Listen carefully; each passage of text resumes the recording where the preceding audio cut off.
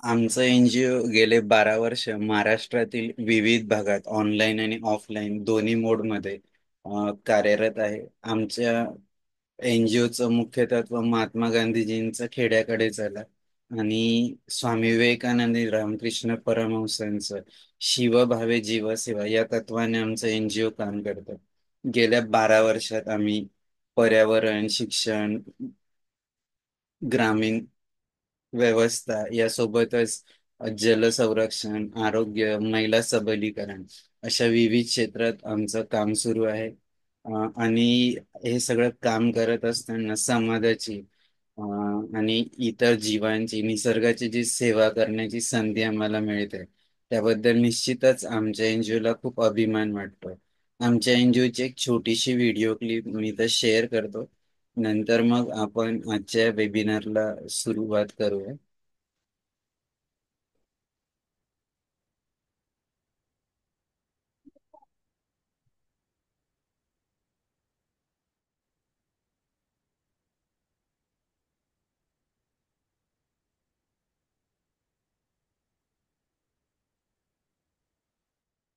आंधी में वसुधा का कल्याण न भूले, माना अगम गाध सिंधु है, संघर्षों का पार नहीं है, किंतु डूबना मझधारों में साहस को स्वीकार नहीं है। जटिल समस्या सुलझाने को नूतन अनुसंधान न भूले, निर्माणों के पावन युग में हम चरित्र निर्माण न भूले, स्वार्थ साधना की आंधी में वसुधा का कल्याण न भूले। शील विनय आदर्श श्रेष्ठता तार बिना झंकार नहीं है, शिक्षा क्या स्वर साध सकेगी यदि नैतिक आधार नहीं है, कीर्ति कौमुदी की गरिमा में संस्कृति का सम्मान न भूले, निर्माणों के पावन युग में हम चरित्र निर्माण न भूले, स्वार्थ साधना की आंधी में वसुधा का कल्याण न भूले। आविष्कारों की कृतियों में यदि मानव का प्यार नहीं है, सुजनहीन वे कोरोना काळात जेव्हा आमच्या सगळ्या फिजिकल ऍक्टिव्हिटी बंद होत्या, तर आमच्या एनजीओने ठरवलं की आपण ऑनलाईन वेबिनार सुरू करावे. म्हणून आम्ही ऑगस्ट 2020ला ऑनलाईन वेबिनार सिरीज सुरू केली, ज्यात ग्रामीण विकासापासून सुरुवात केली. यासोबत कृषी प्रक्रिया उद्योग असतील, शेतीच्या विविध पद्धती जसं योगिक farming, natural farming, organic farming यासोबतच त्या संपूर्ण कालावधीत अ, खूप लोक स्क्रीनचा, मग मोबाईलची स्क्रीन असेल, टीव्हीची स्क्रीन असेल, कॉम्प्युटरची स्क्रीन असेल, वापर करत होते. म्हणून आम्ही पॅरेंट्स आणि स्टुडंटसाठी ऑनलाईन वर्कशॉप घेतले की या स्क्रीनचं काय करायचं, त्या स्क्रीनवर कंट्रोल कसा करायचा, त्या व्यतिरिक्त आपण काही वेगळं ऍक्टिव्हिटी मुलांना देऊ शकतो का पालक म्हणून. यासोबतच आपले दैवत छत्रपती शिवराय, डॉक्टर बाबासाहेब आंबेडकर, भगवान गौतम बुद्ध यांच्या चरित्रावर देखील आम्ही ऑनलाईनच्या माध्यमातून वेबिनार्स घेतले. यासोबत विश्वशांती असेल, जलसुरक्षा, आरोग्य अशा विविध भागांवर, विविध विषयांवर आम्ही महाराष्ट्रातील वेगवेगळ्या क्षेत्रातील लोकांना बोलावून त्यांचं व्याख्यानाचे आयोजन केले. आणि संपूर्ण महाराष्ट्रातूनच नव्हे तर काही इतर राज्यातले देखील लोक आमच्या सोबत जुळले आणि खूप चांगला प्रतिसाद मिळाला. आज आपण ज्या वेबिनारसाठी जमलो आहोत, संवादसाठी, हे कसं सुरू झालं याच्याविषयी 1 मिनिटात सांगतो. नंतर आजच्या वेबिनारला आपण सुरुवात करूया. तर आमचं जेव्हा हे सगळं ऑनलाईन वेबिनार सुरू होते, तर आमच्या एनजीओच्या सगळ्या लोकांनी चर्चा सुरू केली आणि एक असा युनिक प्रोजेक्ट की ज्याच्यात संवाद होईल, सतत लोकांसोबत संवाद साधता येईल, म्हणून आपण काय करू शकतो. खूप लोकांशी चर्चा केल्यानंतर आम्ही आमच्या मुख्य मार्गदर्शिका भावनाताई विस्पुते त्यांच्या मार्गदर्शनाखाली 15 ऑगस्ट 2022 ला संवाद सारथी व्याख्यानमालेची सुरुवात केली. पहिला एपिसोड जेव्हा झाला, तर त्यापूर्वी आम्ही जेव्हा चर्चा करत होतो तर असं जाणवलं की जे पण डिफरंटली एबल किंवा अपंग व्यक्ती आहे, तर ते त्यांचा जीवन प्रवास करत असताना त्यांच्या जीवनात खूप सारा संघर्ष असतो.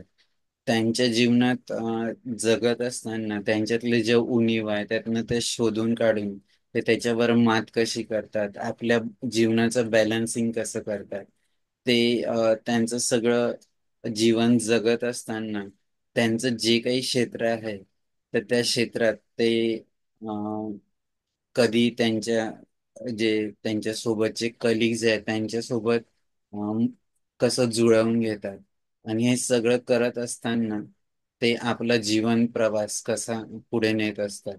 तर हे जाणून घेण्यासाठी संवाद सारथी व्याख्यानमालेचं सुरुवात झाली. आणि मला सांगायला आनंद होईल की गेले 4 वर्ष, आता हे 4थं वर्ष सुरू आहे. जवळजवळ अ, 133 वेबिनार झाले आणि जे पण महानुभाव येऊन गेले त्यांचा प्रवास मांडण्यासाठी, त्यांचा जीवन संघर्ष आमच्या सोबत शेअर करण्यासाठी, ते त्यांच्या क्षेत्रात निश्चितच मास्टर ब्लास्टर आहेत. तर निश्चितच प्रत्येक वेळी आम्हाला या सगळ्या महानुभावांकडून नवीन गोष्ट ऐकायला मिळतात, शिकायला मिळतात, आणि ते इतरांपर्यंत पोहोचवण्याची संधी आमच्या एनजीओला मिळते. त्याबद्दल निश्चितच आम्हाला अभिमान वाटतो. मी जास्त वेळ न घेता आपल्या आजच्या वक्ता नसीमा मॅडम यांचा परिचय करून देण्यासाठी डॉक्टर अनिता मॅडमला विनंती करतो. धन्यवाद सर. नमस्कार. संवाद सारथी पुष्प 134. संकल्प फाउंडेशन सामनेर आयोजित संवाद सारथी या वेब संवाद सत्रातील आज पुष्प 134 गुंफले जात आहे. संवाद सारथी या वेब संवाद सत्रातील 134 पुष्प गुंफण्यासाठी आपल्या अपंगत्वावर मात करत प्रशासकीय क्षेत्रात आपले वेगळे स्थान निर्माण करणाऱ्या सांगली येथील शासकीय महिला वसतिगृहातील वार्डन पदावर कार्यरत असलेल्या माननीय नसीम नजीर मुलानी मॅडम आज आपणास वक्त्या म्हणून लाभलेल्या आहेत. अतिशय जबाबदारीचं काम मॅडम करत आहेत. तर शिक्षण मॅडमचं बीएड झालेलं आहे. विशेष अपंगांचं जे शिक्षण असतं, अपंगांसाठी किंवा अपंग व्यक्तींसाठी जे विशेष बीएड असतं, तर ते त्यातलं मॅडमचं शिक्षण झालेलं आहे. आणि मॅडम सध्या सरकारी नोकरीमध्ये कार्यरत आहेत. वसतिगृहात वार्डन या पदावर मॅडम सध्या कार्यरत आहेत. आणि मॅडमला खेळ हे घरातील इंडोर खेळ खेळायला मॅडमला आवडतात. आणि छंद मॅडमचा वाचन करणे, स्वयंपाक करणे असा मॅडमचा छंद आहे. जॉर्ज बार्डन शॉ हे असं म्हणतात की आयुष्य म्हणजे स्वतःला शोधणं नव्हे, तर आयुष्य म्हणजे स्वतःला निर्माण करणे. आणि असं स्वतःला निर्माण करणाऱ्या ज्या मॅडम आहेत आजच्या आपल्या नसीम नजीर मुलानी मॅडम, या उत्साही नसीमाची प्रेरक कहाणी या विषयावर आपल्याशी संवाद साधणार आहेत. चला तर मग आपणही संकल्प फाउंडेशनच्या संवाद सारथी या वेब संवाद उपक्रमात सहभागी होऊया आणि अडथळ्यांवर मात करत पुढे जाण्यासाठी नवीन ऊर्जा मिळवूया. तर अधिक वेळ न घेता मी पुढील सूत्रे माननीय विशाल सरांकडे सोपविते. धन्यवाद. धन्यवाद डॉक्टर अनिता मॅडम. मी पुनश्च एकदा सर्वांचे स्वागत करतो. Ashok Bhanse sir, Nazir sir, Sarika madam, Krishna Patil sir, आणि आपल्या आजच्या वक्त्या नसीमा मॅम यांना विनंती करतो की त्यांचं जीवन प्रवास त्यांनी आमच्यासोबत शेअर करावा. खूप खूप स्वागत आहे मॅडम. नमस्ते. उपस्थित सर्व नमस्कार. आज 14 एप्रिल महामानव डॉक्टर बाबासाहेब आंबेडकरांच्या जयंती त्यांना मी अभिवादन करून माझं मी काय दोन शब्द असतील ते मी माझं सुरुवात करते. आता खरं सांगायचं म्हणजे मला अजिबात काही आयडिया नव्हती की हा कार्यक्रम काय आहे किंवा काय. मला काल अचानक मोरे साहेबांचा म्हणजे जलसंपदा विभागाचे कार्यकारी अभियंता आनंद मोरे सर आहेत. त्यांनी काल मला फोन केला की असं असं संवाद सारथी कार्यक्रमामध्ये आपलं नाव देतोय आणि विशाल सरांचा तुम्हाला फोन येईल आणि फोन येईल आणि मग तुमची माहिती तुम्ही त्यांना द्या असं त्यांनी मला सांगितलं. हो सर म्हणलं. मला तोपर्यंत काय आयडिया नव्हती. विशाल सरांचा मला मेसेज आला. मेसेज नंतर नंतर ते पैसे स्वतः बोलले की असं असं सांगायचंय बोलायचंय तुम्ही एक लिंक भरा. लिंक भरली आणि त्याच्यानंतर त्यांचं लगेच म्हणजे त्यांनी मला बराच वेळा म्हणजे 5-6 वेळा तरी कॉन्टॅक्ट करून किंवा फॉलोअप घेऊन पूर्ण माहितीचं त्यांनी संकलन करून कार्यक्रमाची पूर्ण तयारी विशाल सरांनी केली आहे. माझ्या कामाच्या व्यापातनं 14 एप्रिल म्हणजे आमच्या वसतिगृहामध्ये सप्ताह सुरू आहे आता. आणि सप्ताह सुरू असताना रोज वेगळे वेगळे वेगळे वेगळे कार्यक्रम आम्ही मुलींचे घेतोय. त्या ह्याच्यातनं आज त्यांनी सांगितलं की 8ची वेळ आहे मॅडम. मग म्हणलं ठीक आहे असू देत 8ची वेळ आहे. त्यामुळं मला संवाद सारथी कार्यक्रमात 134वा पुष्प होण्याचा जो मान दिला याबद्दल मी Vishal sir More sir Anita madam यांचं खूप खूप आभार मानून माझं मी चालू करते किंवा माझं मी जे काय आहे माझा जीवन प्रवास त्याचे मी सांगण्यास सुरुवात करते. माझं नाव नसीम नझीर मुलानी. माझा जन्म दक्षिण काशी म्हणतो सातारा जिल्ह्यातील वाई तालुक्यात झालेला आहे. 14 जून 1975 हे माझं जन्माचं 14 जून हे जन्म आणि 1975 हे जन्म साल म्हणजे जवळजवळ 50 वर्ष होत आली. आणि आता 50 वर्षाचा प्रदीर्घ पूर्ण काळ मला तुमच्या बरोबर आत्तापर्यंतचा शेअर करायचा आहे. आणि काही सगळ्या गोष्टी माझ्या लक्षात असतील नसतील ते सगळं एकवटून म्हणजे मला कालपासून माझी किती तयारी चालली असेल बघा. हे सगळं मला तुमच्याशी शेअर करायचे सांगायचे आणि खूप मागे मागे मागे मागे जायचे. तर 14 जून दिवशी माझा जन्म झाला. घरात पहिली मुलगी मोठी मुलगी म्हणून माझा जन्म झाला. आणि काही दोन दोन अडीच का 3 महिन्यानंतर पोलिओ ट्रिपलचं इंजेक्शन देण्यासाठी आत्ता कसं आपण जाऊन प्रत्येक दवाखान्यात मुलांना नेतो पण त्यावेळेला तशी पद्धत नव्हती. बहुतेक ते शिबिर लागायचं आणि ते शिबिरामध्ये मला म्हणजे आमच्या सगळ्याच घरातील मुलांना सगळ्यांनाच घेऊन गेले की शिबिरामध्ये इंजेक्शन देण्यासाठी. पोलिओ ट्रिपलचे इंजेक्शन दिल्यामुळं पोलिओ होत नाही अशी आपली हे आहे संकल्पना आहे किंवा होत नाही. पण मला पोलिओ ट्रिपलचे इंजेक्शन दिल्यामुळे पोलिओ झालेला आहे माझ्या पायाला. आणि इंजेक्शन दिलं मला ताप होता आणि काय त्या डॉक्टरांनी पाहिलं नाही का काय काय काय आयडिया नाही पण ते तापात मला ते इंजेक्शन दिलं गेलं. आणि जेव्हा संध्याकाळी मग जास्त इंजेक्शन दिल्यामुळे जास्त प्रमाणात ताप आला. ताप आल्यामुळं तब्येतीनं वगैरे असे म्हणतात की खूप चांगली अशी तब्येत होती माझी आणि मला अशी उभी करायची अशी कोपऱ्यामध्ये. पण इंजेक्शन दिल्यानंतर जेव्हा ताप उतरला असं कोपऱ्यात उभं केलं तर मी पडायला लागले अशी खाली पायावर मला उभंच राहता येईना. उभंच राहता येत नव्हतं. आणि उभं राहता येत नव्हतं. मग काय घरात वाटलं की बाबा नेमकं काय झालं की ही उभी का राहत नाही ही उभी का राहत नाही. दवाखान्यात वगैरे नेलं. सर्वसामान्य कुटुंबात माझा जन्म झालेला म्हणजे आई वडील म्हणजे अगदी साधे वडील पण आमचे असे तुपचऱ्याच्या दुकानात असं काम करून आमचं हे चालायचं. आणि नेलं दवाखान्यात दवाखान्यात नेल्यानंतर कळालं की वारं गेलेलं आहे पोरीच्या ह्याच्यातनं आणि कमरेपासून खाली दोन्ही पाय पोलिओ झालेला आहे पायाला. मग आता मोठा प्रश्न की नेमकं काय आणि कसं. मग आई वडिलांनी खूप इलाज केले म्हणजे त्यांना त्यांच्या परीनं किंवा त्यांना जमल इतके सगळे इलाज केले त्यांनी.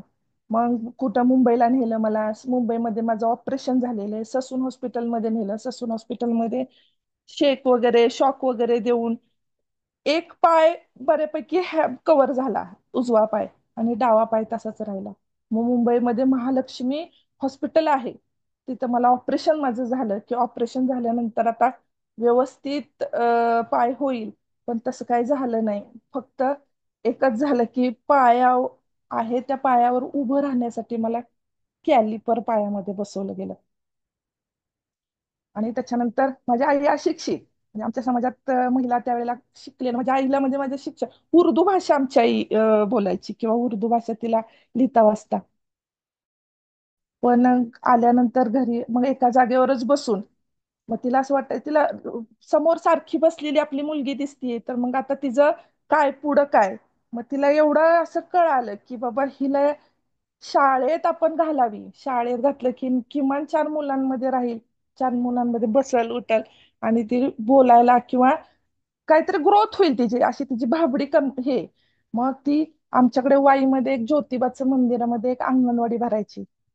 मग त्या अंगणवाडीमध्ये नेलं. मग ते बाई तयार नव्हती आम्हाला घेण्यासाठी, की बाबा त्या सगळ्या इतर मुलांवर परिणाम होईल त्याचा, ही मुलगी एका जागेवर बसून राहणार.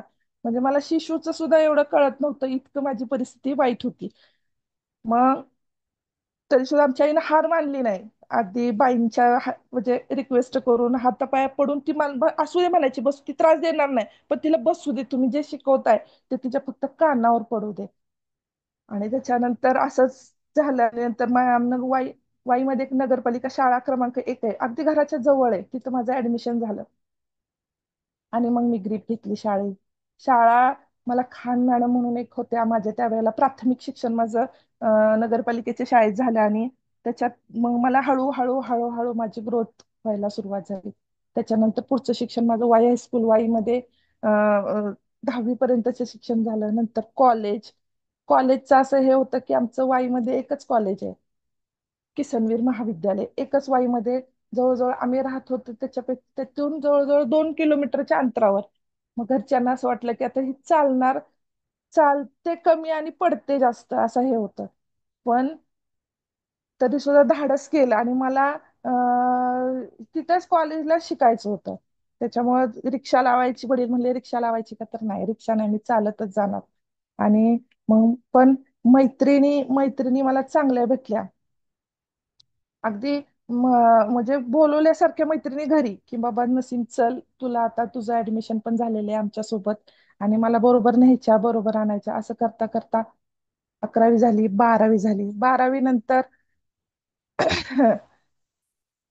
12वी झाल्यानंतर वडिलांचं माझ्या अचानक हार्ट अटॅकने निधन झालं. घरात आम्ही 2 बहिणी, एक भाऊ, आई, असं आमचं साधं कुटुंब होतं. मग आता आई पुढे आम्हाला कसं जगवायचं हाचा मोठा प्रश्न होता. आणि माझी तर अशी अवस्था, मग काय करायचं पुढं. तर मग माझ्यापेक्षा छोट्या बहिणीचं लग्न केलं. लग्न झालं की आता तिच्यापासून तिच्या जबाबदारीनं मुक्त व्हायचं, आणि हिला शिकवायची, हिला शिक्षणाशिवाय पर्याय नाही, असं असं डोक्यात हे करून माझं शिक्षण पुढं सुरू राहिलं. खूप खडतर परिस्थितीमध्ये माझं शिक्षण पूर्ण झालं. त्याच्यानंतर ग्रॅज्युएशन कंप्लीट झालं. ग्रॅज्युएशन अजून व्हायचं होतं कंप्लीट, तोपर्यंत माझी बहीण साताऱ्यामध्ये दिलेली आहे. ती राहते तिथं, समोरच समता शिक्षण प्रसारक मंडळाचे एक कर्णबद्री विद्यालय आहे, तिथं पार्थ पोळके नावाचे संस्थापक आहेत. मग असंच बोलता बोलता म्हणली माझी बहीण अशी अशी आहे पायाने, आणि मग तिला नोकरीसाठी वगैरे, मग द्या म्हणले पाठवून शाळेत. आणि त्यावेळेला मग लगेच गडबड करून घरी, मग साताऱ्याला मला त्या शाळेत शाळेत मला पाठवलं. शाळेत मला शिकण्यासाठी नाही, शिकवण्यासाठी. पण मला तोपर्यंत माहित नव्हतं की कर्णबधिर मुलांची सुद्धा शाळा असते, आणि त्या मुलांना सुद्धा एक विशिष्ट पद्धत आहे शिकवण्याची. आणि त्या त्या मुलांना जायचंय, की कधी मी ती मुलं पाहिलेली पण नव्हती, अशा मुलांना मला तिथे शिकवण्यासाठी मी जायला लागले. काही यायचं नाही, समोर बसायची मुलांच्या, ती मुलं मला शिकवायची, की असं शिकवा, तसं शिकवा, असं करून. पूर्ण भाषा वेगळी, आपण बोलतो, त्यांना त्यांना ऐकू येत नाही, त्यामुळे बोलता येत नाही. त्यामुळं त्यांच्याशी पूर्ण साईन लँग्वेजनेच बोललं पाहिजे. साईन लँग्वेजने बोललं पाहिजे, त्याच्यासाठी प्रशिक्षण आवश्यक आहे. आणि त्याच्यासाठी वर्षभर तिथं मी शिकवलं मुलांना. आणि विना अनुदानित शाळा होती ती, विना अनुदानित तत्वावर तिथे शिकवलं.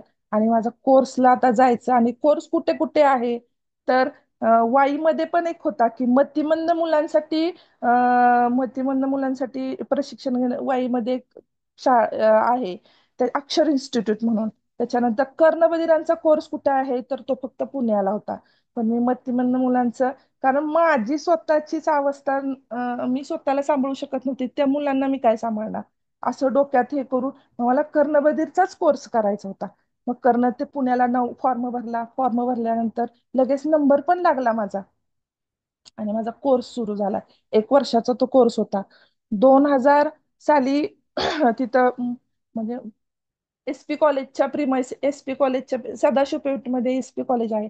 त्याच्या प्रिमायसेस मध्ये टिळक शिक्षण महाविद्यालयाचं मोठं बीएड कॉलेज आहे. आणि त्या बीएड कॉलेजमध्ये हे स्पेशल एज्युकेशनचं बीएड चालत होतं. आणि तिथं असं करता करता 1 वर्ष निघून गेलं आणि अं, माझं बीएड पूर्ण झालं. ते डिस्टिंक्शन मध्ये मला मार्क हे होऊन मी तिथनं पासआउट झाले. पासआउट झाल्यानंतर डोक्यात असतं की आता पास झालो, डीएड झालं, आता आपल्याला लगेच नोकरी मिळणार. नोकरी मिळाली की आपली सगळी परिस्थिती सुधारणार. ह्या सगळ्या अशा कल्पना शाळेत सरांनी पण घेतलं, पार्थ पोळके सरांनी पण घेतलं शाळेमध्ये. आणि पण नंतर शासनाचा नियम त्याच वर्षी असा निघाला की विना अनुदानित तत्वावर तुम्ही शाळा चालवायची आणि 100 रुपयाच्या बॉन्डवर लिहून द्यायचं की आम्ही विना अनुदानित तत्वावर शाळा चालवू. आणि जे काही शिक्षक भरू ते संस्थेमार्फत भरून पुढं शाळा चालू ठेवायची म्हणून.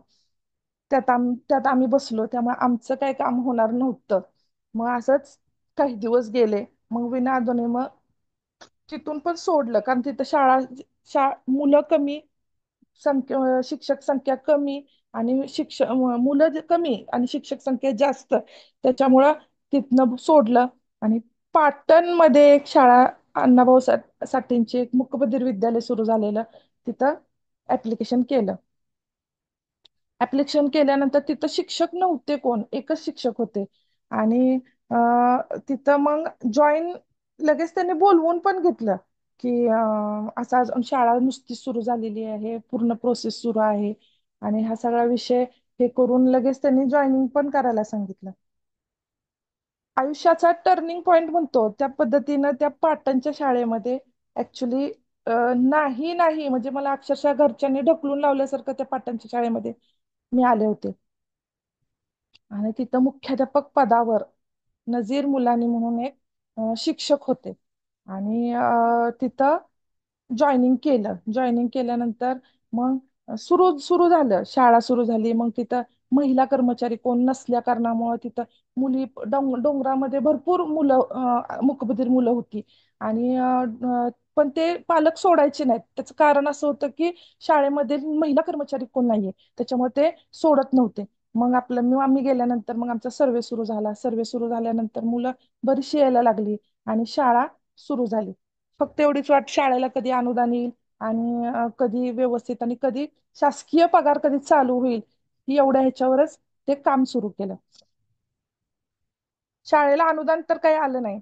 पण माझं लग्न झालं त्या त्या शाळेमुळं. म्हणजे माझं नजीर सर यांनी आमचं दोघांचा प्रेमविवाह, म्हणजे आमचं अजून लग्न नव्हतं झालं, पण त्यांच्या डोक्यात होतं की बाबा आपल्याला ही मुलगी हे करायची. त्यांनी आमच्या घरच्यांच्या शब्द टाकला की बाबा असं असं आहे. आमच्या घरचे लगेच हे झाले, म्हणले तुम्ही इतके व्यवस्थित आणि आमच्या ह्या मुलीशी तुम्ही का लग्न करणार, असा मुद्दा होता. मग सगळ्यांनीच जर चांगल्या मुलींशी लग्न केलं तर अशा मुलींशी कोण लग्न करणार, ह्या विषयावर सगळ्यांशी वैर घेऊन त्या माणसाने माझ्या बरोबर लग्न केलं. आणि 2003 साली मग पुन्हा आम्ही पाटणमधनं साताऱ्याला आलो. साताऱ्यानंतर मग आमचं 2003 साली सगळ्यांचे म्हणजे माझ्या घरच्यांचा विरोध, त्यांच्या घरच्यांचा विरोध घेऊन त्यांनी माझ्याशी लग्न केलं. नोकरी आहे म्हणून बाबाची मुलगी केली असेल तर नाही. त्यांनी मला त्या वेळेला काहीच नव्हते आणि अशा वेळेला त्या माणसाने माझ्यासोबत लग्न केलं. त्याच्यानंतर खूप खडतर जीवन, म्हणजे आईकडे असताना सुद्धा खूप स्ट्रगल आणि लग्न झाल्यावर पण खूप स्ट्रगल. मग त्याच्यानंतर दोन्ही बाजूनी दोघं आम्ही स्पीचचे क्लास घ्यायला लागलो. स्पीचचे क्लास घेता घेता मग चांगल्या ओळखी झाल्या पूर्ण साताऱ्यामध्ये, घरोघरी जाऊन दोघं पण, ते ते एका ठिकाणी जायचे, मी एका ठिकाणी जायचे. आम्ही असं क्लासेस घेतले आमच्या. आणि झाल्यानंतर जिल्हा परिषद मध्ये सर्व शिक्षा अभियान अंतर्गत की बाबा तिथं जे स्पेशल कोर्स दिलेले असं आम्हाला आम्हाला त्यांनी सांगितलं. जाऊन आम्ही परीक्षा दिली.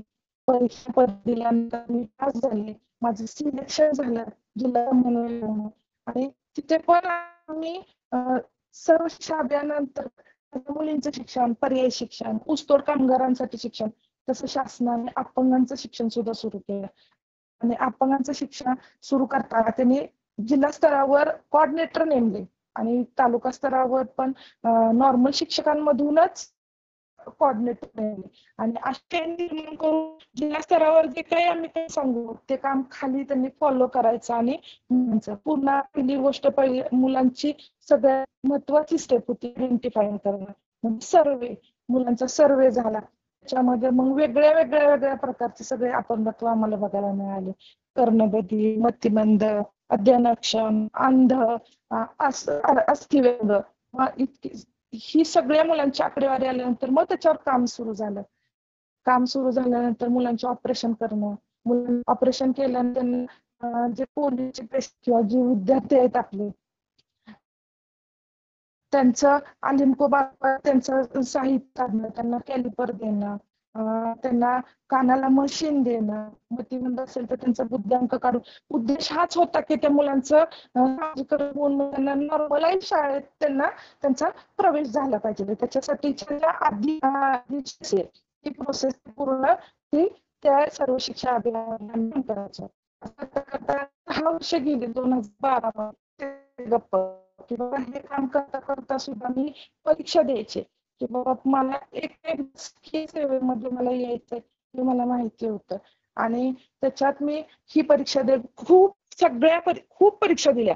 इकडं पुण्याला पेपरला जा, कुठं साताऱ्याला एमपीएससी ची परीक्षा दे, राज्यसेवा दे, अशा खूप थोड्या थोड्या मार्काने अपयश यायचं. पण मी हार नाही मानली. फक्त माझ्या पाठीशी माझे मिस्टर होते की म्हणतो ना आपण की बाबा प्रत्येक एक म्हण आहे की सक्सेस पुरुषामागे एका स्त्रीचा हात असतो. तर आमचं नेमकं उलट आहे की माझ्या मागे माझे मिस्टर उभे होते. आणि दिवसभर जॉब, दोघंही त्याच ठिकाणी लागलो. ते फिरता विशेष शिक्षक म्हणून तालुक्यात आणि मी जिल्हा समन्वयक म्हणून जिल्हा परिषद मध्ये. असं करता करता मग 2012 मध्ये एक समाज कल्याणची ऍड आली. आणि समाज कल्याणच्या ऍड मध्ये माझं काम झालं आणि मला सिनियर क्लर्क म्हणून मी समाज कल्याणमध्ये 2012 1 ऑगस्ट 2012 साली मला माझी ऑर्डर झाली कुठे तर कोल्हापूरमध्ये. कोल्हापूरमध्ये कोल्हापूर जिल्हा परिषदला मुलगा लहान. सर 2003 साली 3 साली माझं लग्न झालेलं, 2004 साली मला एक मुलगा झाला. आणि आमच्या सोबत त्याच पण की हे की मग मी कोल्हापूरमध्ये एकटीच ते मुलाला घेऊन इथं राहत होते. आणि असं करता करता झाली बदली. 1-1.5 वर्षात घेतलं साताऱ्यामध्ये बदलून. साताऱ्यामध्ये जे जिल्हा परिषदला आल्यानंतर मग पुन्हा 3 वर्षातच माझं प्रमोशन झालं. आणि मी विस्तार अधिकारी म्हणून सहाय्यक आयुक्त समाज कल्याण साताऱ्यामध्ये रुजू झाले. त्याच्यानंतर असंच 3 वर्ष निघून गेली. पुन्हा माझं एकदा 3-4 वर्षांनी पुन्हा दुसरं प्रमोशन झालं. आणि मी अराजपत्रित वर्ग 2च माझं हे आता जे आहे, मी बीसी मुलींचं शासकीय वसतिगृह इस्लामपूर येथे मी रेक्टर पदावर कार्यरत आहे. आणि असं करता करता आज 3 वर्ष झाली मी इथं इस्लामपूरमध्ये कार्यरत आहे. आता शाळा कॉलेज कोर्स झाला, नोकरी लागली. लग्न झालं आणि त्याच्यानंतर माझी नोकरी झाली. आणि आता शासकीय नोकरीमध्ये मी रुजू आहे. माझी सेवा आता जवळजवळ 10-12 वर्ष झालीये. आणि 2 मुलं आहेत. आणि थोरला मुलगा मोठा आहे, म्हणजे मी BSc नर्सिंगला त्याचं ऍडमिशन केलेलं आहे. आणि छोटा मुलगा इथंच, आम्ही तो मुलगा आणि आम्ही इथं राहतो. साताऱ्यामध्ये सर असतात. आणि असा हा आमचा थोडक्यात 50 वर्षाचा जीवन प्रवास मी थोडासा थोडक्यात मांडलेला आहे. आणि असं चालूच आहे. म्हणजे आता आमचे सर सुद्धा जे आहेत ते ह्याच क्षेत्रात काम करतात. आणि ते ते या अपंग मुलांच्यावरच काम करतात. त्यामुळे ते आणि मी म्हणजे त्यांना आमच्या सतत घरात कशी, की बाबा सतत आमच्या घरात ती चर्चा सुरू आहे. की चर्चा असते की बाबा ह्याचं काय त्याचं काय. आणि आमच्या दोघांचं जे आम्ही दोघं जे चर्चा करतो तीच ते माझ्या मुलांच्या कानावर. त्यामुळं आम्ही जे काय आमचं सोल्युशन किंवा आमचं जे काय एखादा प्रश्न असला तर तो चौघं मिळून आमचा एक हे झालेलं नाही, एक चांगलं बॉन्डिंग असं निर्माण झालेलं आहे. आता विशाल सरांनी आता आणि इथून पुढे काय सांगू आता, पुढचं काय असेल ते तुम्ही मला विचारू शकता. धन्यवाद नसीमा. तुमचं खूप छान प्रवास, अगदी बालपणापासून आतापर्यंतचा. तर या सगळ्या प्रवासात तुम्ही जसं सांगितलं की लहानपणी पोलिओमुळे अफेक्टेड झालात आणि त्यातही उभं राहिलात खूप संकट आल्यानंतर. या संपूर्ण प्रवासात तुमच्या जीवनातला सर्वोच्च आनंदाचा क्षण कुठला की जो तुम्ही कधी विसरू शकत नाही? हा आनंदाचा क्षण म्हणजे मला पहिल्यांदा मी उभी राहिले, म्हणजे माझा जेव्हा पायात कॅलिपर घातला. आणि कॅलिपर घातल्यानंतर म्हणजे जेव्हा मला कळायला लागलं तेव्हा मला माहित पण नव्हतं की मला चालता येत नाही म्हणून. सगळे मुलं चालतात, मला चालता येत नाही. हे पण म्हणजे त्यावेळेला तर माझं ऑपरेशन झालं आणि पायात म्हणजे जेव्हा कॅलिपर घातला आणि त्याच्यावर मी हळूहळू जेव्हा धरून चालायला लागले. म्हणजे जवळजवळ मी मोठे होते, म्हणजे मला जवळजवळ चांगलं कळत होतं, पहिली दुसरीला असेल त्यावेळेला माझं ते ऑपरेशन झालं. आणि त्या- सगळ्यात म्हणजे माझा सुद्धा आणि माझ्या कुटुंबाचा सुद्धा, की आपली मुलगी हा होता.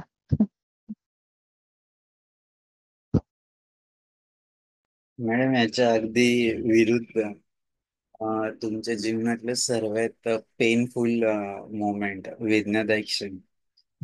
हा हा वेदनादायक क्षण. सर मी तुम्हाला आता सांगितलं की माझ्या सरांच्या घरी बिलकुल मान्य नव्हतं हे लग्न. आणि त्यांनी आजही मला एक्सेप्ट केलेलं नाहीये. आजही सरांनी सगळ्यांच्या विरोधात जाऊन किंवा त्यांनी हे करून पूर्ण आता आज आमचा मुलगा जवळजवळ 18-20 वर्षाचा झालेला आहे. 25 वर्ष झाली सर आमच्या लग्नाला. पेनफुल क्षण म्हणजे जेव्हा पहिला मुलगा झाला माझा मोठा, त्यावेळेला मुलगा झाला हा आनंद होण्यापेक्षा सासूबाई आमच्या बघायला आल्या. आणि सासूबाईंनी माझ्या मुलाला उभं केलं आणि उभं केलं. आणि आई त्याची पायानी अशी आहे, तर ते बाळ पण तसंच आहे का ह्याच. मग असं अनुवंशिक होत नाही ना सर, किंवा मी जेव्हा जन्माला आले त्यावेळेला मी पोलिओ म्हणजे जन्मपजातच नाहीये. मला नंतर इंजेक्शन दिल्यानंतर अं, की मला तो पोलिओ झाला. पण माझ्या बाळाला बघताना त्यांनी की माझं बाळ हे पण बाळ तसंच आहे का असं, म्हणजे पाय वगैरे त्यांनी चेक केले. म्हणजे मी बघितलं नव्हतं पण ते सरांना आमच्या त्यांनी पाहिलं होतं आणि त्यांनी मला नंतर सांगितलं की असं असं झालं म्हणजे. तर हा अवेअरनेस झाला पाहिजे की बाबा अं, की असं होत नाही ना, की मला झालंय असं म्हणजे माझ्या बाळांना पण होईल. आज परमेश्वरच्या कृपेने दोन्ही माझी बाळं खूप चांगली आहेत आणि सुदृढ आहेत आणि व्यवस्थित आहेत. हा हम्म. माझा एकदम की की मला असं जाणवलं ना की शिकले एवढ्या कधी एवढ्या एवढ्या परिस्थितीतून शिक्षण झालं, नोकरी लागली एवढे, पण असं कधी जाणवलं नाही की आपल्यात काहीतरी कमी असं कधी त्याची हे झाली नाही. नाही, आपल्यात काय कमी नाही, आपण हे करू शकतो, आपण हे करू शकतो असं करत करत करत. आणि लग्न झाल्यावर मात्र मला त्याची जाणीव झाली की खरंच आपण हे का अपंग आहोत का. आणि हे आपण नाही ना हे केलेलं, हे आपल्याला परमेश्वराने दिलेलं आहे. आणि परमेश्वराचाच निर्णय त्यांनी ते मान्य केला नाही. का केला त्याचं नाही मला अजून सांगताच येणार नाही त्यांच्याविषयी काय. पण हा माझा हे होता की माझ्या मुलाला त्या पद्धतीने त्यांनी चेक केलं होतं. तर माझ्या सगळ्या प्रवासात तुम्ही जसं सांगितलं की तुम्ही खूप साऱ्या परीक्षा दिल्या, नंतर हो सर, हो सर. तुम्ही म्हणजे बा ग्रॅज्युएशन ला असतानाच नोकरी केली विना अनुदानितला. तर हे सगळं आणि आता एक क्लास 2च्या पोस्टला आहेत. तर या सगळ्या प्रवासात जी तुम्हाला उमेद किंवा एनर्जी ही कशी तुम्ही मेंटेन ठेवली की मला हे सगळं करायचंच आहे? जसं असं म्हटलं जातं ना, एखादा दिवा पेटायला एक ठिणगीची आवश्यकता असते. तरी ठिणगी तुम्ही कशी तेवत ठेवली तुमच्या आयुष्यात की मला हे सगळं अचीव हा, करायचंच आहे? हा, हे अचीव करायचं. खरं सांगायचं तर हे ठिणगी ठेवून माझे मिस्टर ह्याला कारणीभूत माझे मिस्टर आहेत, की त्यांनी प्रत्येक वेळेला माझी साथ दिलेली. प्रत्येक वेळेला ते माझ्या सोबत आलेले. कुठली परीक्षा द्यायची, कुठलं काय, ते स्वतः सोबत आलेले आहेत. आणि हे हे हे हा फॉर्म भर, ही परीक्षा आता सुटली, ह्या परीक्षेचा हा शेवटचा फॉर्म भरण्याचा शेवटचा दिनांक आहे, अभ्यास कर. सर, मी जेव्हा जिल्हा परिषदला नोकरीला होते त्यावेळेला 10 ते 6 जॉब होता. आणि 6 नंतर मी साताऱ्यामध्ये विद्यानिकेतन करिअर अकॅडमी म्हणून आहे. मी 6 ते 9 वाजेपर्यंत मला ते सोडायला यायचे आणि मी 9 वाजेपर्यंत क्लासला जायचे.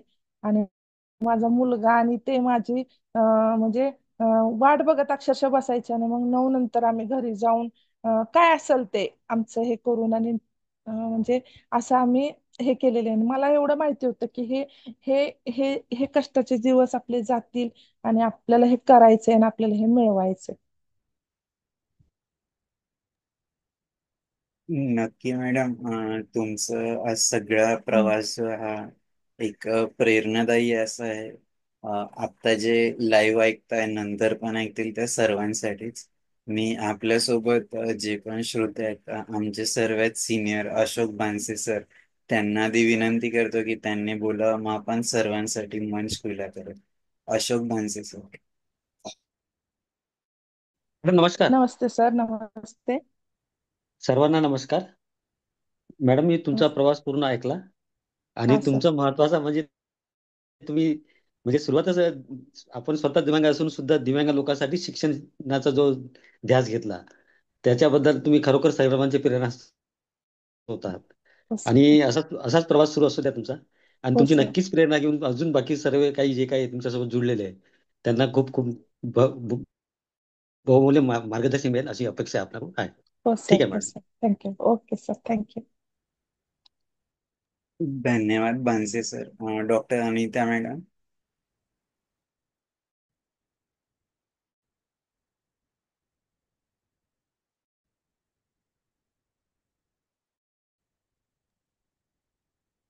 कृष्णा पाटील सर, अनम्यूट करून बोला. सारिका मॅडम.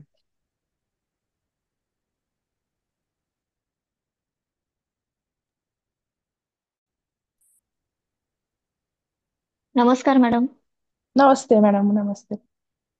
सर्वांना नमस्कार. मॅडम, थोडं माझ्याकडे कनेक्टिव्हिटीचाही इश्यू होता त्यामुळे मला व्यवस्थित नाही ऐकता आलं, पण मी नंतर ऐकेन. हो सर, हो मॅडम.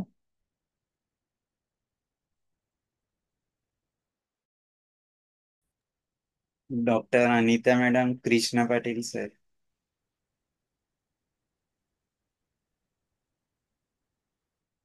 अच्छा madam. Thank you.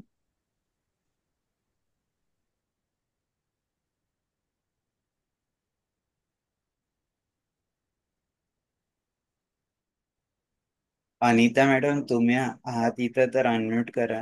Krishna Patil sir.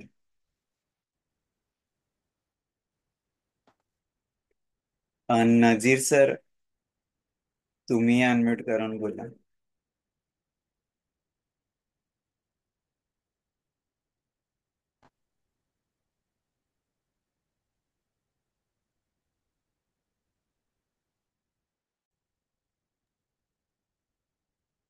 बहुतेक त्यांना अनम्यूट करायला प्रॉब्लेम येतो. Doctor Anita madam, Krishna Patil sir, Nazir sir.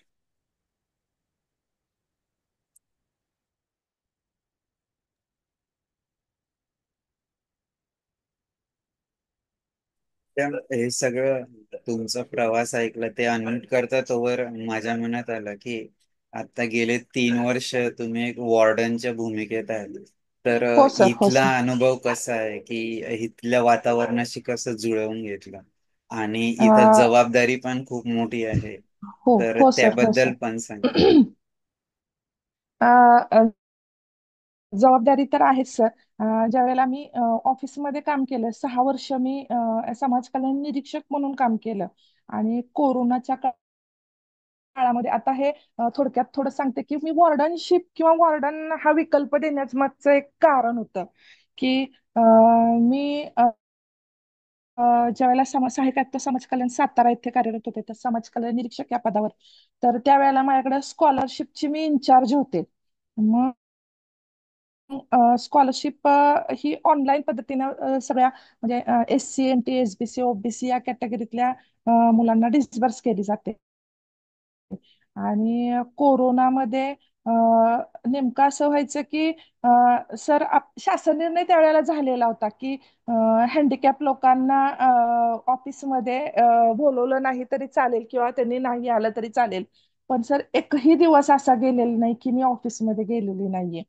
दररोज मी ऑफिसमध्ये जायचे, कारण माझं हे ऑनलाईन सगळं होतं काम.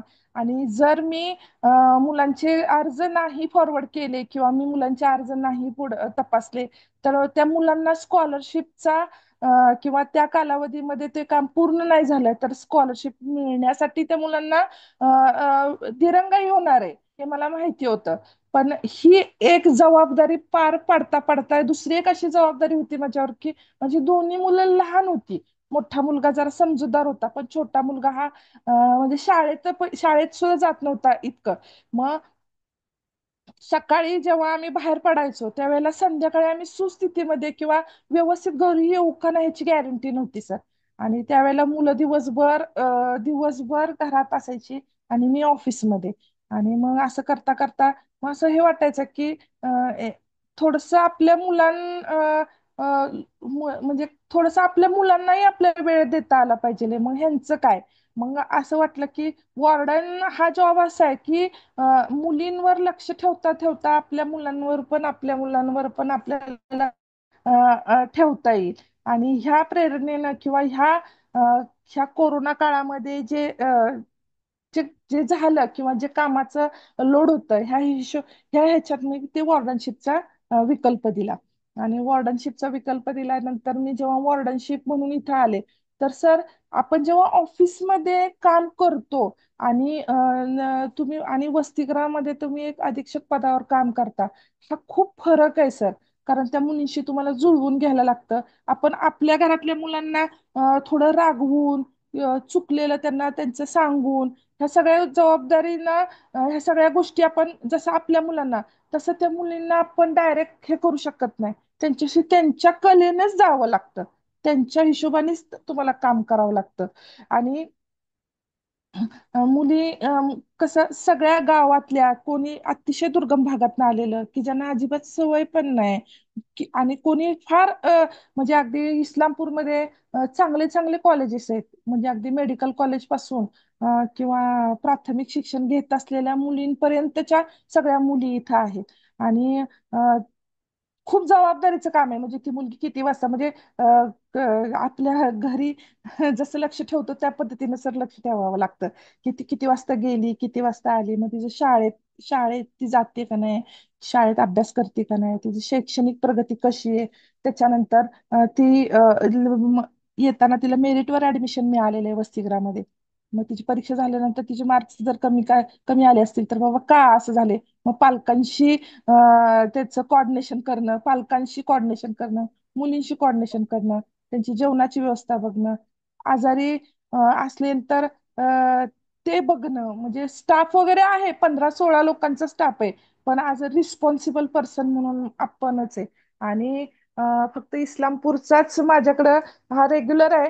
पण पलूस मुलींची शासकीय वसतिगृह म्हणून पण आहे, तिथला सुद्धा माझ्याकडे ऍडिशनल चार्ज आहे. आणि म्हणजे फरक आहे कामात. आणि जेवढं तुम्ही तुमच्या मुलींशी जुळवून किंवा त्या मुलींशी काय म्हणतो त्याला, त्यांच्या कलेने तुम्ही घ्याल, आणि महत्वाचं म्हणजे त्यांच्याशी राहणं आणि त्यांच्याशी सतत संपर्कात राहणं, हे जमलं की जमलं असं.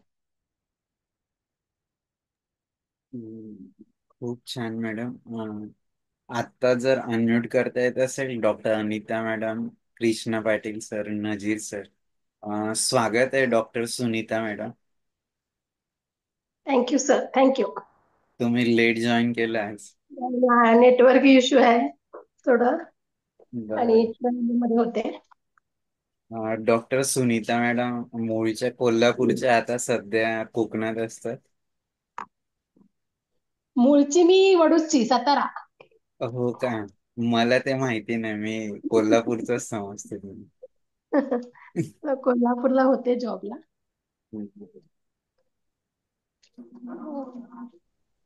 मॅडम शासकीय संस्थेत आहे ना तुम्ही? हा, शासकीय म्हणजे वसतिगृह जे शासनाने उभारलेले आहेत, म्हणजे बीसी मुलींचं शासकीय वसतिगृह, हे फार जुनं, म्हणजे ज्यावेळेला हॉस्टेल ही संकल्पना रुजू झाली, किंवा हॉस्टेल हॉस्टेल आता सुरू करायचे आहे मुलींसाठी, तर त्यावेळेचा 1984 सालचं मॅडम हे वसतिगृह आहे, जुनं आहे वसतिगृह. आणि तिथे वयाची काय अट आहे? वयाची काय अट आहे? वयाची अट नसते. म्हणजे थोडक्यात आता समजायचं की विद्यार्थिनी असतात, महिला नाही. म्हणजे ज्या मुली समजा, सपोज आता माझं वसतिगृह इस्लामपूरमध्ये आहे, तर इस्लामपूरच्या शाळा, कॉलेज या ठिकाणी ज्यांनी प्रवेश घेतलेला आहे, त्या एससी समाजाच्या, म्हणजे आता माझं इंटेक कॅपॅसिटी 80ची आहे मुलींची, आणि 80 मध्ये 60 मुली ह्या एससीच्या, आणि आधार मध्ये 20 मुली. मग त्याच्यामध्ये त्या मुलींनी जिथं जिथं प्रवेश घेतलेला आहे, इस्लामपूरच्या हॉस्टेलच्या 10 किलोमीटर म्हणजे त्यांचा अंतर पाहिजे, ओके. आणि प्रवेश घेतला, त्या मुलींनी काय अर्ज करायचे. अर्ज केल्यानंतर मग त्यांचं आपण स्क्रुटिनी करतो. स्क्रुटिनीमध्ये ज्यांना जशा जागा उपलब्धतेच्या नुसार त्यांना मार्कांच्या क्रायटेरियावर त्यांना आपण ऍडमिशन देतो. अच्छा, जॉब करणारे नाही? जॉब करणार नाही मॅडम, शासकीय मुलींचं वसतिगृह आहे, ओके. जॉबसाठी नाही. फीज वगैरे काय असते तिथे? नाही मॅडम, नाही नाही, फीज वगैरे नाही. उलट आपण त्यांना ड्रेससाठी ड्रेस, शाळेचे गणवेश, त्यांना प्रत्येक वर्षाला स्टेशनरी, तुम्हाला वह्या पुस्तकं काही त्याच्यासाठी वेगळं अनुदान, पुन्हा आपलं जेवण, 2 टाइम जेवण, नाश्ता, दूध, फळं, हे सगळं, आणि सगळं फ्री ऑफ कॉस्ट असते, काय त्याला जे पैसे नाही. आणि ते देऊन आणि आपण दर महिन्याला त्यांना निर्वाह भत्ता देतो मुलींना. ओके. इस्लामपूरमध्ये कुठे आला? इस्लामपूरमध्ये दत्त टेकडी म्हणून हे आहे, दत्त टेकडी, म्हणजे एक फेमस असं हे आहे इस्लामपूर मधला लोकेशन. ते दत्त टेकडीच्या अगदी जवळच मोठी शासकीय इमारत आहे मॅडम. 5 एकर मध्ये जवळजवळ 2 वसतिगृह आहेत, बॉईज हॉस्टेल आणि गर्ल्स हॉस्टेल. बॉईज आणि गर्ल्स हॉस्टेलच्या मध्ये फक्त एक भिंत आहे, तेवढ्या सगळ्या एरियामध्ये ती इमारत अशी उभी, शासकीय इमारत आहे. Okay okay. मग तिथं केअरटेकर असेल किंवा बाकीच्या हा जे मॅडम, आहे ना स्टॉक. रिक्रुटमेंट किती हा, तिथे जे जॉबसाठी जे रिक्रुटमेंट असेल ते शासना थ्रूच होते? हा, आता काय झालंय, शासकीय भरती पूर्ण प्रक्रिया बंद आहे. बंद. त्यामुळं 2 कंपन्यांना मॅडम टेंडर किंवा कॉन्ट्रॅक्ट दिलेले शासन स्तरावरनं. एक आहे ती बीव्हीजी कंपनी, आणि दुसरी आहे ती क्रिस्टल कंपनी.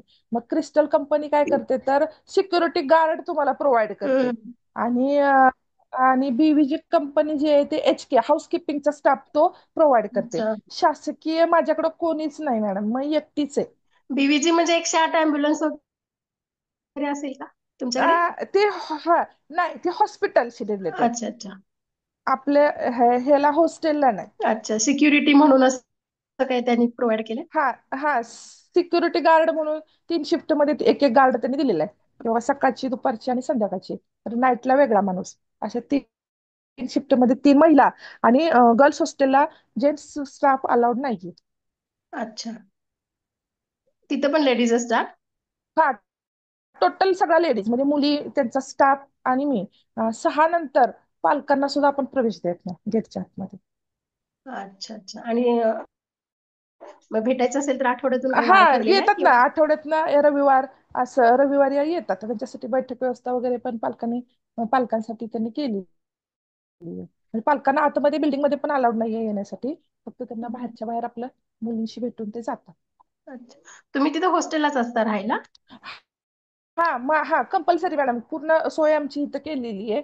आणि आमचं क्वार्टर जे आहे ते अटॅच आहे, म्हणजे असं सेपरेट वगैरे नाहीये. मुलींच्या रूम्स किंवा हे सगळं अटॅच आहे. आणि 2 मिनिटाच्या अंतरावर गेलं की ऑफिस आहे. ओके. म्हणजे एकाच बिल्डिंग मध्ये ऑफिस, वॉर्डन निवास आणि मुलींना राहण्यासाठी सर्व सुविधा. मुली राहतात रूममध्ये. विजिटर टायमिंग काय आहे तिकडे, कोणाला यायचं असेल पाहायला तर? 6:06:06:06च्या आत. अच्छा, सकाळी 9 ते 6 नंतर नाही. कधी म्हणजे? हा, सकाळी सर्वसाधारण 10 नंतर सुरू होते. Okay okay. माझी मावशी असते इस्लामपूरला, मंत्री कॉलनी तिकडे. या की तेव्हा मॅडम मी मग. नक्की येईल या तुम्हाला, आले की मला आवडेल. या, नक्की मला हा, कॉल करा कुठे असं हे. घेईन नक्की सरांकडून या. मी, नक्की भेटायला येईल. आणि असं हो तुम्हाला हो, तिथं जर या मॅडम. ऍडमिशन म्हणजे इस्लामपूरमध्येच ऍडमिशन घेतलेले तिथं येऊ शकतात का?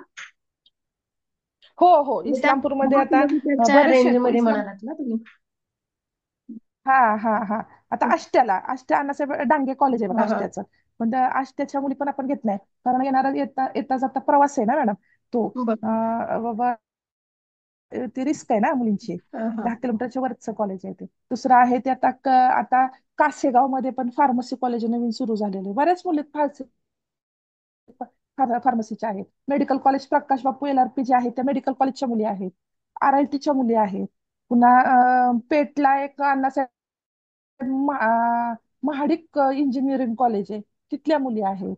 पुन्हा शाळेतल्या मुली आहेत. अच्छा, मग कितवी पासून ऍडमिशन तिथं असतं? 8वी पासून ओके, म्हणजे 8वी पासून येतं. ओके ओके, म्हणजे 10-12 वर्षाच्या पुढचेच सगळे. हो हो हो, 8वी पासून मुलींना आम्ही प्रवेश देतो. कोणी आता असं ह्या असेल वर्षी तर आता मी प्रवेश. त्याला सांगू शकेन ना तसं? हो, नक्की नक्की, SC समाजाच्या मुली असाव्यात, कारण तोच एक कमी आपल्याला हे होतं. आता जवळजवळ ह्या वर्षी 62 ऍडमिशन, 80ची इनटेक हा कॅपॅसिटी आहे, पण 62 ऍडमिशन झाली होती ह्या वर्षी. हा. मग त्याच्या आता मुली बऱ्याचशा आता त्यांची एक्झाम झाली की जाणार. मग आता पूर्ण जागा बऱ्यापैकी खाली होणार. मग नव्याने आता काय झालंय, पहिलं कसं ऑफलाईन पद्धतीने प्रवेश प्रक्रिया होती, पण आता नाही, आता ऑनलाईन सगळं झालेलं आहे. त्यांनी एक हा. आता वेबसाईट हे केलेली, त्याच्यावर त्यांनी अर्ज भरायचा.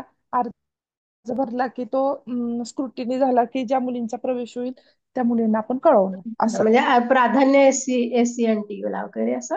SC फक्त. Okay okay. अदर कोणी नाहीच म्हणजे असं? अदर मध्ये आहेत ना, मग सगळं फुल आहे खरं. तिथे 4 मुली, OBC ऑब्लिक EBC, म्हणजे OBC इकॉनॉमिक बॅकवर्ड क्लासच्या, अशा दोन्ही मिळून 4. नंतर ST ची एक मुलगी आहे, SBCच्या 2 मुली आहेत. असं ओके हँडिकॅप ओके. साठी आहे, हँडिकॅप साठी पण आहे, पण नाही मुली आहेत हँडिकॅपच्या वगैरे असं. हँडिकॅप फ्री आहे हा, का? म्हणजे हँडिकॅपला सोयीचं असं आहे का तिथलं आहे इन्फ्रास्ट्रक्चर? सगळं आहे मॅडम. आता कसं झालंय माहितीये का, शासनाने ज्या काही इमारतीच्या नवीन हे स्ट्रक्चर जे केलेले, तर तुम्ही कुठे गेला तर एकच तुम्हाला स्ट्रक्चर सापडणार. आणि हँडिकॅप जर प्रवेशित असेल विद्यार्थिनी, तर त्याच्यासाठी रॅम्पची हा. सुविधा, त्याला सेपरेट रूम आहे. रूम मध्ये कमोड, ह्या सगळ्या त्या दृष्टिकोनातनं त्या मुलींची पूर्ण हे वाव. केलेली. आणि मला तर असं वाटतं की खूप प्रयत्न केले मी मुलींनी प्रवेश घेण्यासाठी, पण नाही मुली म्हणजे यावं, म्हणजे आमच्या नाही वेळेला आता आम्हाला तुमच्या माहिती नव्हतं ह्याच्यात- की हँडिकॅप लोकांना. नाही, तुमच्या या हा मुलाखतीमधून खूप जणांना हा संदेश मिळेल, जाईल. कारण मलाही माहिती नव्हतं हे. हा तुमची मुलाखत पण मी हा पहिल्यापासून नंतर ऐकेन की आणि तुम्हाला नक्की कॉल करून भेटायला येईन मी. हा, हा. मला नक्की आवडेल नक्की या मॅडम या. त्यासाठी पण हो नक्की मॅडम मला सुद्धा असेल तर. ओके. म्हणजे तुमचा मस्त असणार आहे प्रवास. मी निवांत ऐकेन. तुमच्या पुढच्या वाटचालीला पण शुभेच्छा. Thank you. Doctor thank you. Sunita madam हेल्पर्सला जवळजवळ 5-7 वर्ष होत्या केअर टेकर म्हणून. आता त्या आम्ही कोल्हापूरची हेल्पर्स ऑफ द हँडिकॅपची संस्था आहे नसीमा हा उर्चुकरची. हा तिथे मेडिकल ऑफिसर कम केअर टेकर असं 13 वर्ष जॉबला हो होते. हो आणि आता लग्नानंतर मी इकडे रत्नागिरीला शिफ्ट झाले. रत्नागिरीमध्ये रत्नागिरी हँडिकॅप साठीची संस्था आहे. मी स्वतः अपंग आहे आणि हा अपंगांसाठीच काम करते. जी हे कोल्हापूरची हेल्पर्स ऑफ द हँडिकॅप पण आणि आमची संस्था आरशी फाउंडेशन. होय. त्यामुळे सोशल वर्कर्स आहे रिलेटेड. त्यामुळे मला ते आणखी तुम्ही जे सांगितलं ना रॅम्प रेली कमोड या सगळ्या गोष्टी जर तिथे तुम्ही केल्या असतील आहे तर आहे आहे आहे म्हणण्याच्या आधीच ते सगळं आहे. पण माझ्याकडे जर एखादी मुलगी प्रवेशित झाली आणि तिला समजा जर अडथळा विरहित वातावरण निर्माण करू तर मी करणार की मॅडम. आहे ते सगळं करून त्या मुलीच्या अनुषंगानेच करणार. मुली शिकल्या पाहिजेत ना, आपल्याला हँडिकॅप आहे म्हणून त्या शिकू शकत नाहीत, घरीच बसणार, मग त्यांचं पुढं काय. तिथून त्यांनी जिथे ऍडमिशन घेतलं असेल तर तिथं काय ट्रान्सपोर्टेशन प्रोव्हाइड करता की त्यांचं त्यांनी जायचं यायचं. ट्रान्सपोर्टेशनच फक्त हे नाहीये, बस असते मॅडम, मुली जातात बसने ओके ओके. असं आहे. आणि ट्रान्सपोर्टेशनचं जर म्हणलं आपण तर सर्व शिक्षा अभियान अंतर्गत ज्या मुली शाळा शिकतात त्यांना मदतनीस भत्ता ट्रान्सपोर्टेशनचा अलाउन्स मिळतो मॅडम तिथं. ओके. आता कोणी नाही आहे ना तिथे हँडिकॅप. नाही नाही नाही आपल्या इथं नाही कोणी नाही. Okay okay. थँक्यू. असेल तर नक्की सांगा, ह्या वर्षी नक्की ऍडमिशन. 2 वर्ष आहे मी अजून इथं, मग अजून नक्की आपण करूयात चालेल. सोय मुलींची. बाय. धन्यवाद doctor Sunita madam. Krishna Patil sir, तुम्हाला बोलायचं असेल तर अनम्यूट करा. नजीर सर, आणि जर नसेल बोलायचं तर मग आपण समापनाकडे जाऊया. निश्चितच Naseema ma'am, doctor Anita madam, तुम्हाला काही बोलायचं आहे? Doctor Anita madam.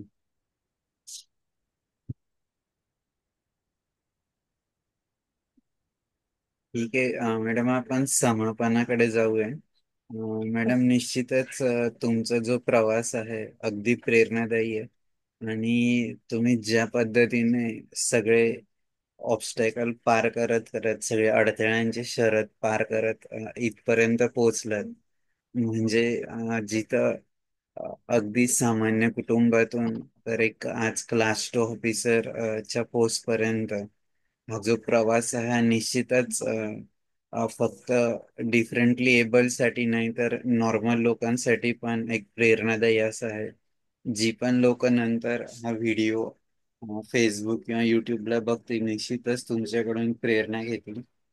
मॅडम, आमच्या संपूर्ण टीम कडून संकल्प फाउंडेशन आणि संवाद सारथीच्या तुमचे ऋण व्यक्त करतो. आणि निश्चितच आपण पुढेही संवादात राहूया. तुम्ही जो महत्वाचा वेळ दिला त्यासाठी हो सर. निश्चितच तुमचे ऋण व्यक्त करतो. आणि भविष्यातही आपण कायम संवादात राहूया. जर तर तुमच्याकडून एक हो छोटासा संदेश द्यावा, नंतर आपण प्रार्थनेने आजच्या या सत्संगाची सांगता करूया. एक छोटासा संदेश सर्वांसाठी द्यावा मॅडम, अशी विनंती आहे. नंतर संदेश असा देईन की आपण दिव्यांग आहे आणि आता आपल्याला आपण काय करू शकत नाही, तर असं समजताना आपण खूप काय करू शकतो. आणि आपण ते जे आहे डोक्यात ते आपण अचीव करू शकतो. फक्त तुमची तयारी पाहिजे. त्यामुळं हे मी करणार नाही किंवा मला चालता येत नाही, मला ऐकता येत नाही, मला बोलता येत नाही, असं न समजता प्रत्येक दिव्यांगांना संधी मिळून पुढं त्यांनी त्याच्यावर मात करून तुम्ही पुढे जाऊ शकता. हेच मॅडम, सांगेन. अजून एक तुमची मदत निश्चितच लागेल या संवाद सारथीसाठी. मध्ये 2-3 लोकांचे मेसेज आले होते की जे हिअरिंग इम्पेअर्ड आहे, त्यांना बोलता येत नाही. हो जर सर, हो तुमच्या मदतीने त्यांना जर बोलता आलं, म्हणजे एक ट्रान्सलेटर म्हणून, हो तर आपण तसा एक हो प्रयोग सर. करूया. तुमची मदत निश्चितच लागेल. कारण तुम्ही जे सांगितलं की तुमचं 100% सर. HI मध्ये डीएड झालंय, निश्चितच हे खूप हो, डीएड चांगलं. बीएड आहे. Okay, good. तर निश्चित हो हो त्याचा फायदा होईल. मी हो सर, हो सर. कम्प्युटर क्लासेस घ्यायचो, आता माझं कमी झालंय. तर माझी एक स्टुडंट होती 2004-5 साली, म्हणजे आजच्या 20-21 वर्षापूर्वी. ती पूर्ण हिअरिंग इम्पेअर्ड होती. जसं तुम्ही सांगितलं तसं मी एक 6 महिने तिच्याकडून तिची भाषा शिकलो. आणि साइन लँग्वेज. महाराष्ट्रातली पहिली MSCIT पासआउट स्टुडंट होती. तिचं सगळ्या पेपरला अगदी फ्रंट पेजला बातमी होती महाराष्ट्रभर. आणि तिच्यानंतर तिच्या त्याच्यामुळे ती आता ग्रॅज्युएशन झाली आणि आता स्पर्धा परीक्षेची तयारी करते. तर निश्चित असं हे खूप छोटे छोटे अनुभव असतात. तर तुमची मदत झाली तर आपण अशा लोकांना बोलतं करू शकू. आणि नक्की नक्की सर, नक्की. नक्की, अगदी तुम्ही कधीही फोन करा, कधीही म्हणजे आणि जवळ असेल तर पोहोचण्यासाठी सांगा. नक्की, आम्ही दोघंही नवरा बायको असंच म्हणजे अशीच कामं करतो, त्यामुळे कधीही असं हे करणार नाही. नक्की. Yes madam, thank you. एक छोटीशी प्रार्थनेने आपण हो सांगता करूया. डॉक्टर हो सुनीता मॅडम, प्रार्थना घेणार का?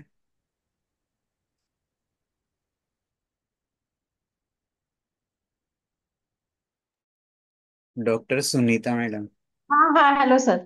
प्रार्थना. हा सर.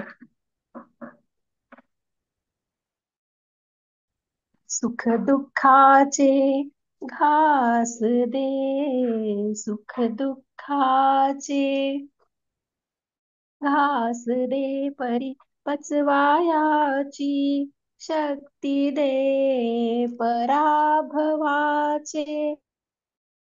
घाव झेलता पराभवाचे, घाव झेलता हसवायाची, युक्ती दे सुख दुःखाचे घास दे. अश्रूंच्या मग बिंदू बिंदूतून, अश्रूंच्या मग बिंदू बिंदूतून इंद्रधनु आम्ही नटवू, सुख दुःखाचे घेऊन धागे, सुख दुःखाचे घेऊन धागे, जीवन पट मुचा पटवू, सुख दुःखाचे घास दे. एकच दे मज देई श्रद्धा, एकच दे मज देई श्रद्धा, आढळ ध्रुवा परी परमेशा, विघ्नांचा जरी अग्नी चेतला, विघ्नांचा जरी अग्नी चेतला, फुलेल पुनरपी मनी आशा, सुख दुःखाचे घास दे परी पचवायाची, शक्ती दे, शक्ती दे, शक्ती दे. थँक्यू. धन्यवाद doctor Sunita madam. Naseema madam, पुनश्च एकदा तुमचे ऋण व्यक्त करतो आणि सर्व श्रोत्यांचे धन्यवाद देतो. आपण पुन्हा याच ऊर्जेने पुढच्या सोमवारी भेटूया नवीन एका महानुभावाला ऐकायला. तोपर्यंत सर्वांचा निरोप घेतो. खूप खूप धन्यवाद.